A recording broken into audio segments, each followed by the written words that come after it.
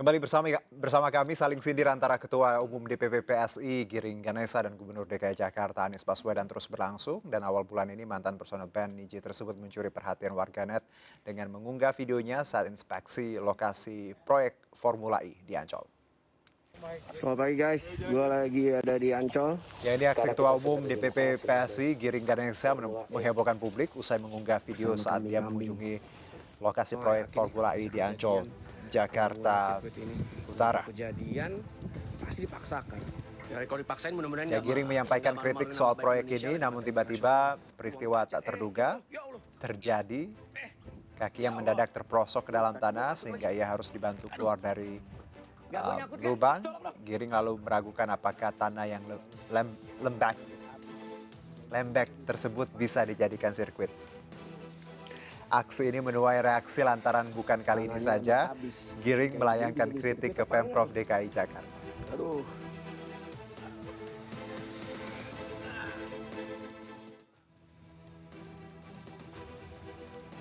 Ya, sementara itu langkah Gubernur DKI Jakarta Anies Baswedan mengundang grup band Niji untuk mengecek sistem tata suara di Jakarta International Stadium juga menuai reaksi.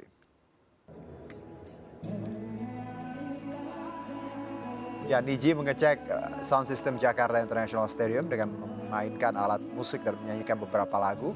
Gubernur Anies Baswedan yang menyaksikan langsung uji coba sound system menyatakan audio JIS sudah bagus meski belum rampung 100%. Anies juga menyebut suara vokalis Niji terdengar merdu di stadion tersebut. Soundnya bagus sekali, walaupun belum lengkap padahal. Tapi yakin ya Pak ya, JIS makin mantap. Insya Allah makin mantap. Nanti kalau udah sound sistemnya komplit, lebih mantap lagi. Insya Allah. Siap. Oke. Saling sindir Ketua DPP PSI Giring Ganesa dan Gubernur DKI Jakarta Anies Baswedan menuai sorotan publik. Tak hanya netizen, pengamat hingga wakil rakyat pun turut berkomentar. Dan untuk membahas hal ini kita terhubung dengan Mas Gun-Gun Herianto, pakar komunikasi politik. Selamat sore Mas Gun-Gun, apa kabar? Selamat sore Mas Juno. Sehat ya Mas ya? Baik, baik. Oke, kita dipertemukan dengan saling sindir Mas, nggak keberatan kan? Iya. Terus juga ya. Oke, Mas Gun-Gun, kita lihat bagaimana dinamika dari politik di DKI Jakarta ini terus bergulir. Ada Giring yang mengkritisi Formula E, lalu Pak Anies, I don't know, ini sindiran atau metamorfa atau seperti apa? Kalau kita lihat di postingannya bahwa Niji mengetes sound system di JIS dengan suara yang bagus sekali, tidak sumbang. Ini sindiran, bukan? Iya, jelas sindiran ya. Oke. Ya, ini jelas aksi reaksi. Jadi kalau kita lihat rentetan waktunya, Giring itu mengkritik sudah sejak lama sebenarnya. Mulai seingat saya itu hari Selasa 21 September 2021. Kemudian Rabu ya 22 Desember tahun 2021. Kemudian kemarin yang direaksi oleh Pak Anies itu pernyataan Giring tanggal 5 Januari 2022. Oke. Jadi berbeda gaya, tapi sebenarnya itu kita bisa lihat konteksnya adalah komunikasi politik dalam manajemen konflik, gitu ya. Kenapa saya bilang saya letakkan dalam konteks manajemen konflik? Karena komunikasi politik itu kan ada intensi untuk memengaruhi lingkungan politik. Mas Juno tahu persis tuh. Nah, sekarang kalau kita lihat seperti apa, ya kita kembali ke gayanya. Kalau misalnya kita lihat Giring itu di beberapa pernyataannya terutama ya sejak September 2021, itu ada dua gaya dominan dalam retorik yang kemudian itu menjadi pemantik ya pemberitaan media dan diskursus publik. Pertama adalah gaya retorik labeling, kemudian yang kedua gaya retorik kategorisasi. Sementara Pak Anies itu gaya retoriknya metafor seperti Mas Juno tadi sampaikan. Gini kira-kira, kalau misalnya labeling kita bisa lihat pada saat Giring memberi semacam serangan pada Pak Anies dengan memberi label pembohong, ya kan? Nah, dia sampaikan tuh pada saat misalnya dia upload pertama kali video itu di akun @psi__id. itu pada tanggal 21 September. Ya, itu eksplisit menyebut Anies Baswedan sebagai pembohong tuh di situ. Sementara pada saat tanggal 22 Desember 2021, pada saat ada dia pidato di depan Pak Jokowi, HUT PSI, itu memang tidak menyebut nama Pak Anies, tetapi labeling pembohong kembali muncul tuh, dan ada tendensi pernyataan itu diarahkan pada Anies Baswedan. Oke. Nah, yang kedua adalah kategorisasi, karena serangan giring itu banyak mengarahkan pada pemosisian Anies Baswedan dengan jejak menggunakan isu sara, begitu ya kan? Nah, itu yang kemudian serangan yang menurut saya terarah, kecenderungannya asertif dan to the point begitu, dan itu menunjukkan serangan eksplisit kepada Pak Anies Baswedan. Sementara ya Anies Baswedan saya lihat dalam gaya retoriknya lebih menggunakan metafor ya. Misalnya menggunakan kata dan simbol niji sebagai grup, kata menggelegar, suaranya merdu, tidak ada sumbang-sumbangnya. Ini kan sebenarnya bisa menjadi makna polisemik, multi makna, tapi konteks aksi reaksinya kita bisa katakan ini adalah cara menjawab khas Anies Baswedan dengan metafor tadi. Oke. Kalau kita lihat Mas Gun-Gun bahwa Pak Anies biasanya ya tipikal pemimpin yang mungkin kalau dikritik akan lebih memilih agak diam gitu ya. Tapi kali ini beliau agak reaksioner, dalam artian menunjukkan ya sesuatu, bahwa memberikan jawaban secara ya kita bisa bilang eksplisit seperti itu. Anda melihat apa yang dilakukan Anies ini, apakah sudah tepat atau malah menurunkan elektabilitasnya, atau malah cara ini sebenarnya cara bagus untuk Anies sendiri? Saya melihat tidak sampai menurunkan elektabilitas sih. Justru ada plus minusnya sebenarnya kalau kita analisis ya. Plusnya begini, dengan semakin banyaknya serangan pada Pak Anies, tetapi serangan itu belum menjadi serangan yang mematikan, karena kan ini belum, saya kategorikan belum menjadi serangan mematikan ya, baru sifatnya biasa-biasa saja. Nah, semakin sering serangan muncul ke dia, akan semakin kemudian melambungkan popularitas dia, terutama dalam rekognisi media atau pengakuan media dan perbincangan publik. Terbukti bahwa sore ini kita juga membincangkan. Jadi popularity punya garis merah dengan tadi ya, yang diperbincangkan dan juga menghiasi media ini juga pasti akan mempengaruhi juga nantinya elektabilitas dan keterkenalan seseorang untuk publik itu sendiri. Persis. Jadi seperti Mas Juna sampaikan barusan, karena media mainstream mengangkat, ini hampir 1 mingguan ya menjadi running story. Kemudian juga apalagi di media sosial, artinya ada semacam atmosfer politik yang kemudian timnya Pak Anies atau Pak Anies sendiri dengan menggunakan panggung JIS itu, dia sebenarnya melakukan konsep yang disebut free ride publicity itu.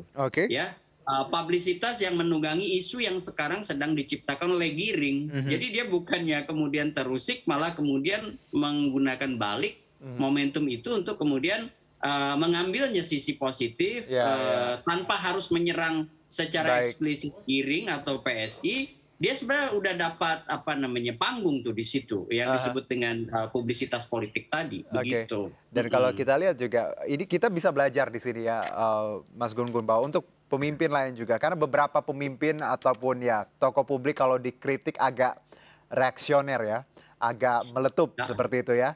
Dan kalau itu saya lihat posisi Pak Anies untuk kasus giring ini termasuk yang tidak reaksioner. Satu ya, jedanya itu agak lama. Giring 5 Januari, Pak Anies itu 17 Januari ya. Dan cara bereaksinya kan tidak kemudian dengan gayanya giring. Tidak mention nama giring, tidak mention nama PSI, dan juga kecenderungannya itu justru semacam simbolik. Kenapa yang diundang Niji misalnya? Kenapa kemudian ada suara tidak sumbang? Ini kan orang menjadi semacam tergelitik ya untuk kemudian mengaitkannya dengan giring, dan terbukti itu setelah pernyataan itu justru yang banyak dibully adalah giring begitu ya kan? Ini menurut saya sebuah cara manajemen isu dan manajemen konflik yang kalau kita tempatkan dalam rivalitas kontestasi elektoral itu memang sudah tepat begitu. Oke. Karena banyak juga yang menilai apa yang dilakukan Giring cenderung bias seperti itu dan kadang tidak substantif. Jadi ini yang jadi celah untuk lawannya seperti itu. Khususnya Pak Anies yang punya tadi gaya metafor yang kadang kita juga ngelihatnya wah gitu ya. Nah, kalau dari Anda sendiri Mas Gun-Gun, apa yang kita bisa pelajari dari dua konflik ini, khususnya untuk mungkin dari ilmu komunikasi politik untuk orang-orang yang nantinya mungkin akan terjun ke politik dan membranding dirinya untuk masyarakat. Ada dua pelajaran penting. Pertama, bagi pihak yang menyerang itu jangan abaikan aspek konfirmasio, istilah Latinnya itu ini dari Aristotelian ya, dari Aristoteles, bahwa konfirmasio itu mungkin dalam bahasa Indonesianya pembuktian dari apa yang dinarasikan. Berarti ada fakta, ada database di sini. Iya betul, kayak misalnya nih Giring menyerang Formula E, banjir ya. Ya itu narasinya menurut saya agak kulit permukaan tuh pada saat dia mengartikulasikan itu di ruang publik begitu. Dan itu menurut saya ingat ya, dalam konteks retorik itu kan bukan hanya aspek etos patos tapi juga logos kan. Logos itu semacam argumentasi tuh ya. Argumentasi untuk menjadi pembuktian bahwa apa yang disampaikan itu basisnya adalah betul-betul data atau fakta. Sehingga gini, kalau kemudian tidak hati-hati, yang harus kita pelajari sebuah pernyataan politik itu bisa kemudian justru backfire pada yang membuat pernyataan. Iya kan? Misalnya nih, bisa aja sekarang masih didiamkan, tapi kalau udah menjelang dekat-dekat misalnya 2023, intensitas rivalitas semakin menguat, itu bisa kena delik tuh, ya kan? Kalau kemudian delik hukum maksud saya, kalau kemudian tidak ada aspek pembuktiannya. Misalnya nih kata menghambur-hamburkan uang rakyat, di mana posisi menghambur-hamburkannya? Posisi Formula E, compang-campingnya di mana? Dengan kata lain, yang saya pelajari ketika saya dulu ikut debate club bahwa argumentasi saja tidak cukup ya Mas Gun-Gun, harus ada fakta, korelasi dan itu di link semuanya. Jadi when we say oh ini nggak enaknya kenapa gitu ya? Pembuktiannya itu apa yang gitu? Disebut dengan kalau narasi itu saya kutip misalnya satu literatur bagus dari Walter Fisher, itu butuh namanya koherensi. Koheren itu padu, ya kan, antara apa yang dinarasikan itu dengan data penunjangnya. Itu yang tadi Mas Juno sebut sebagai korelasi.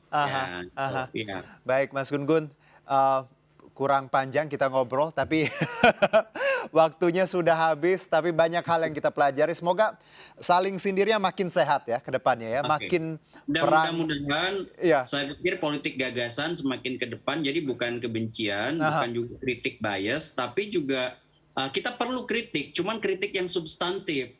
Sehingga Anies Baswedan juga bisa menjawab hal-hal yang substantif di momentumnya dan di konteksnya yang tepat gitu.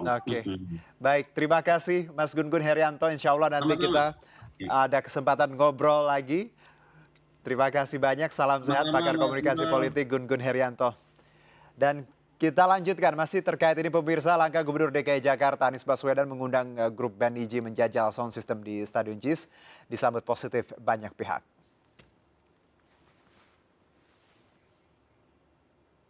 Ya, ini anggota fraksi Gerindra DPRD DKI Jakarta Syarif mengakui tidak mempermasalahkan Anies mengajak Nidji untuk mengecek sound system JIS. Jika Ketua DPP PSI Giring Ganesa tersinggung, Syarif menilai mantan vokalis Nidji itu baper.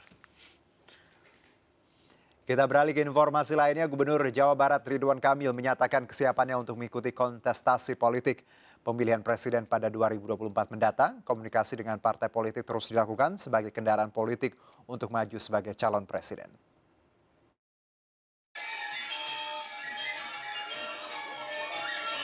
Gubernur Jawa Barat Ridwan Kamil semakin terbuka untuk maju dalam pemilihan presiden 2024. Komunikasi dengan partai politik terus digencarkan. Dukungan masyarakat pun telah dikantongi mantan wali kota Bandung ini.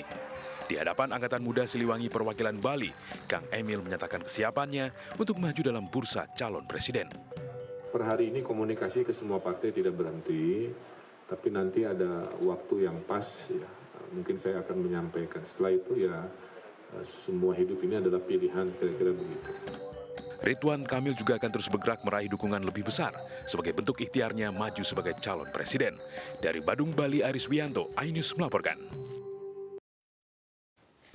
Ya, kami akan segera kembali, tetap di MNC Now.